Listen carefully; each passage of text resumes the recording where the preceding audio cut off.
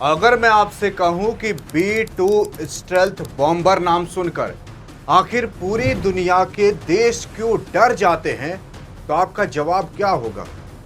क्योंकि B2 stealth bomber जो कि दिखने में इतना खतरनाक और वाकई में ये उससे ज्यादा खतरनाक है। सवाल ये पैदा होता है कि आखिर ये काम कैसे करता है। सवाल ये पैदा होता है कि दुनिया इससे डरती क्यों है। उसी के साथ साथ कौन कौन से देश इसको बनाकर रखे हुए हैं और जिस देश के पास है वो कैसी तबाही मचा सकता है।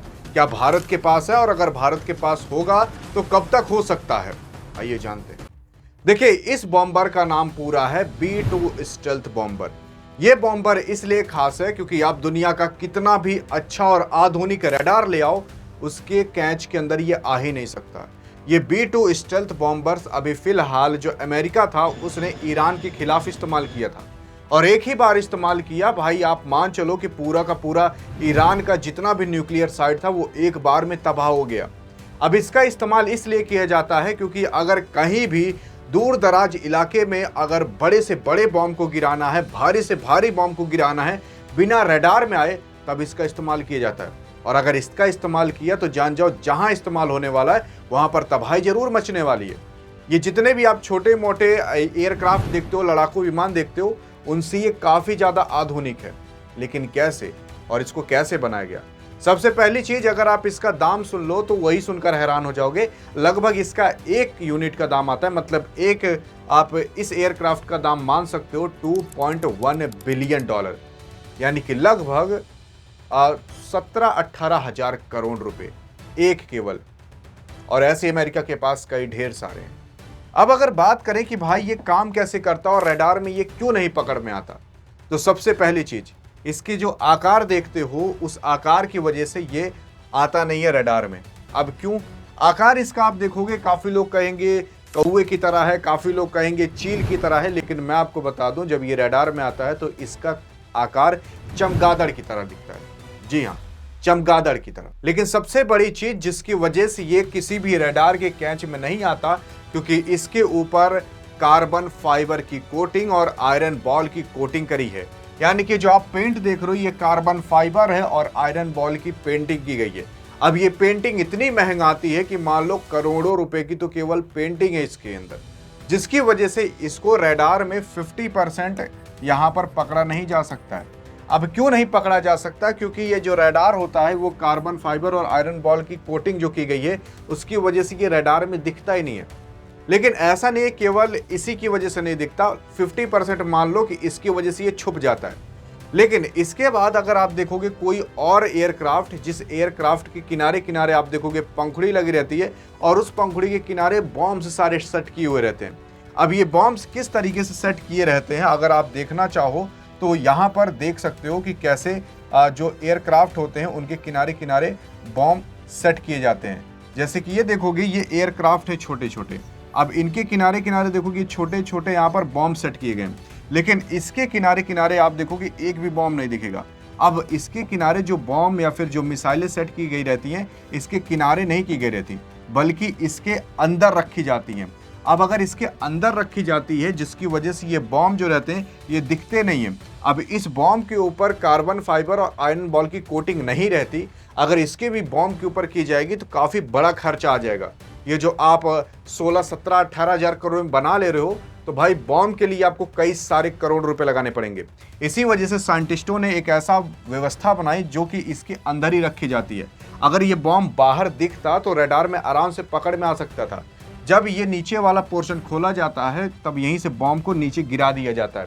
अब बॉम्ब को गिराया कैसे जाता है अभी वो आप पूरा जानोगे, लेकिन आप ये जान जाओ कि अगर बॉम्ब नहीं दिख रहा जिसकी वजह से 10% और मदद मिल जाती है कि ये रडार में ना पकड़ में आए। इसके बाद अगर इसका आकार देखोगे तो ये थोड़ा एक चमगादड़ की तरह है, जिसकी वजह से जब रडार इसको पकड़ता है तो रडार के अंदर ये कुछ इस तरीके से आपको दिखाई देगा। ये जो ग्रीन ग्रीन स्पॉट दिखाई दे रहे हैं ये क्या है? ये सारे के सारे आपके चिड़िया हैं जो आसमान के अंदर उड़ रही हैं, और ये लाल वाला है कोई या तो एयरक्राफ्ट होगा या तो फाइटर जेट होगा, कुछ भी हो सकता है। लेकिन यहाँ पर जब भी ये आपका B2 बॉम्बर्स इस रडार के अंदर पकड़ में आता है तो ऐसा लगता है भाई कोई चमगादड़ है, कोई चिड़िया उड़ रही है। आखिर ऐसा क्यों होता है? पहली चीज, उसके ऊपर जो कार्बन फाइबर और आयरन बॉल की कोटिंग की गई है इसकी वजह से रडार पकड़ नहीं पाता। दूसरी चीज, इसके किनारे किनारे बॉम्ब नहीं लगे रहते, इसके अंदर रखे रहते हैं, जिसकी वजह से दिख नहीं पाता कि भाई ये चिड़िया के किनारे क्या बॉम्ब कैसे लगे रह सकते हैं। नहीं तो आदमी तुरंत जान जाएगा कि भाई बॉम्ब लगे यानी कि कोई ना कोई फाइटर जेट या फिर एयरक्राफ्ट है। इसके अलावा इसके जो इंजन रहता है, ये इंजन आप देखोगे जो इसके अंदर से हीट सारी वेव्स निकलती हैं, वो वेव्स इसके ऊपर की तरफ निकलती हैं, जिसकी वजह से यहाँ पर ये जो आप देख रहे हो यहाँ से निकलती है। अब अगर ये ऊपर की तरफ निकल रही है, जिसकी वजह से रडार जो नीचे से कैच करता है, वो ऊपर की तरफ तो पकड़ नहीं पाएगा, बल्कि वो नीचे से ऐसे स्कैन करेगा पूरे के पूरे एयरक्राफ्ट को। तो नीचे से जब स्कैन करेगा तो वो पकड़ नहीं पाता कि भाई नीचे से कोई हीट या फिर कोई वेव निकल रही है, और इसकी वजह से भी लगभग 20% मदद मिल जाती है इसको छुपने में। अब अगर ये हवा में छुपता है, जिससे कि हम स्टील्थ कहते हैं, जब अगर कोई चीज़ हवा में छुपती है तो उससे स्टील्थ कहा जाता है। इसी वजह से इसका नाम रखा गया है B2 स्टील्थ बॉम्बर्स, क्योंकि ये हवा में भी रहते छुप जाता है। अगर आप आंख से भी सामने देख रहे हो ना, लेकिन रडार उसको नहीं देख पाएगा कि भाई ये जा रहा है। इसकी स्पीड अगर बात कर लें तो लगभग 1 मैक तक जा सकती है। अब इसकी 1 मैक तक स्पीड जानबूझकर रखी गई है। अगर 1 मैक से ज़्यादा कर दी जाएगी तो इसके किनारे किनारे कुछ वेव्स बनने लगती हैं और कुछ शॉकिंग वेव्स भी बनने लगती हैं, जिसकी वजह से यहाँ पर फिर रडार इनको पकड़ सकता है, और रडार सोचेगा कि यार चिड़िया इतनी तेज तो नहीं उड़ सकती, जिसकी वजह से तब ये पकड़ में आ जा सकते हैं। इसीलिए इसकी स्पीड लगभग 1 मैक या फिर उससे कम ही रखी जाती है। और इसके अंदर आप देख सकते हो जो रडार होता है, इसको कैच इसी वजह से नहीं कर पाता, 2-3 रीजन जिसकी वजह से ये बनाया गया है। और उसी के साथ साथ ये जो रहता है एक पूरा का पूरा स्क्वाड लेकर उड़ता है। स्क्वाड का मतलब जैसे कि यहाँ पर देखोगे, अगर मान लो कभी ये पकड़ में भी आ गया तो ये जो किनारे किनारे वाले फाइटर जेट हैं, ये लोग क्या करते हैं, उसके सामने मिसाइल के आ जाएंगे और ये दग जाते हैं। ये नहीं दगता, और ये भी इसको बचाने में मदद करते हैं। जैसे कि अगर मान लो कोई मिसाइल आ रही है, तो ये जो एयरक्राफ्ट है किनारे किनारे वाले, ये अपनी मिसाइल छोड़कर उस मिसाइल जो आ रही है इसको ख़त्म करने के लिए ये सारे एयरक्राफ्ट उसको ख़त्म कर देते हैं, जिसकी वजह से ये सारा का सारा B2 स्टील्थ बॉम्बर्स सेफ बचा रहता है। क्योंकि अगर एक आपका B2 स्टील्थ बॉम्बर्स गया तो जान जाओ 17-18 हज़ार करोड़ रुपए चले जाएंगे। उसी के साथ साथ अगर आप जानना चाहते हो कि ये जो B2 स्टील्थ बॉम्बर्स है आखिर ये कितना दूर तक उड़ सकता है और कैसे उड़ सकता है, तो देखो, सबसे पहली चीज़, इसके अंदर कई हजार लीटर तेल डाला जाता है, जिसकी वजह से ये एक बार जब हवा में मतलब अपना हवाई भरता है तो लगभग ये 11,000 किलोमीटर तक आराम से एक बार में उड़ सकता है।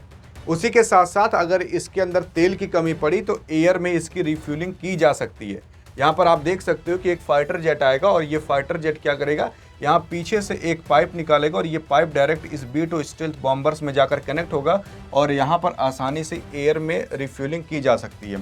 यानी कि 11,000 किलोमीटर तो उड़ा, लेकिन एक बार और रिफ्यूलिंग कर दोगे फिर उसके बाद ये कई हजार किलोमीटर तक और उड़ सकता है। और अगर हम आपको बताने की कोशिश करें तो ये जो पूरी की पूरी दुनिया है, ये पूरी की पूरी दुनिया का अगर आप सरकमफेरेंस ऐसा गोलाई का आकार ले लोगे ना, तो लगभग 40,000 किलोमीटर आता है। यानी कि अगर आप B2 स्टील्थ बॉम्बर्स में 3-4 बाल तेल डाल दो तो आप पूरा का पूरा धरती का चक्कर लगा सकते हो।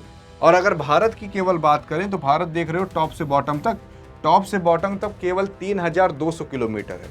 यानी कि अगर एक बार भी अब B2 स्टील्थ बॉम्बर्स में आप तेल भरकर उसकी उड़ान डाल देते हो तो आप ये जान जाओ कि कई बार भारत का ऊपर से नीचे चक्कर ये लगा सकता है, इतना खतरनाक होता है। और वहीं जो भी रफाल और बाकी अलग अलग प्रकार के जो फाइटर जेट होते हैं उनके अंदर इतना फ्यूल नहीं आता कि वो इतनी दूर तक उड़ सकें, लेकिन B2 स्टील्थ बॉम्बर्स के अंदर ये क्षमता होती है कि वो काफ़ी दूर तक उड़ सकता है। उसी के साथ साथ ये B2 स्टील्थ बॉम्बर्स खतरनाक इसलिए हो जाता है क्योंकि इसके अंदर आप देखोगे तो इतने सारे के सारे आप एक बार में गोला बारूद भर सकते हो, और जहाँ जाओगे तो एक बार में ऐसा डिस्ट्रक्शन फैलाता है ना कि आप जान जाओ कि वहाँ पर पूरा तबाही मचना तय ही है।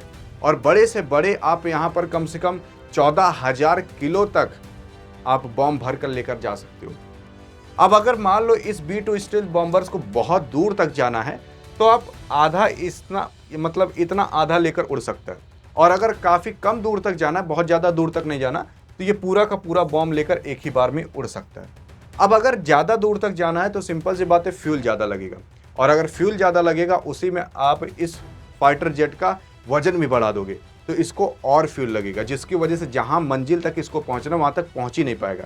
और इसी वजह से यहाँ पर आधे बॉम्ब भरे जाते हैं। और अगर पूरा बॉम्ब लेकर जाना है तो यहाँ पर फिर 2 B2 स्टील्थ बॉम्बर का इस्तेमाल किया जाएगा, और अगर ले जाना है तो 3, और अगर ले जाना है तो 4। इस तरीके से इसका इस्तेमाल किया जाता है और अंदर से स्ट्रक्चर पूरा इसका इस तरीके से रहता है और इसी के ही अंदर पूरा का पूरा बॉम्ब सेट किया रहता है। और जब गिराना रहता है तो एक ही जगह पर पूरा एक ही बैग गिरा दिया जाता है और इस तरीके से गिराया जाता है कि मान लो कि भाई वहाँ तबाही मचना तय है। क्योंकि फिलहाल अमेरिका जो है वो अभी ईरान के ऊपर फिलहाल गिराया था और ईरान जो अपना अंडरग्राउंड में पूरा न्यूक्लियर साइट बनाया था उसको एक ही बार में तबाह कर दिया गया था और एक बार में कम से कम 14 हज़ार किलो तक के बॉम्ब गिराए गए थे, जिसकी वजह से अंडरग्राउंड में बॉम्ब जाकर पूरी तरीके से फट कर खत्म कर दिए ईरान के पूरे न्यूक्लियर साइट को ही।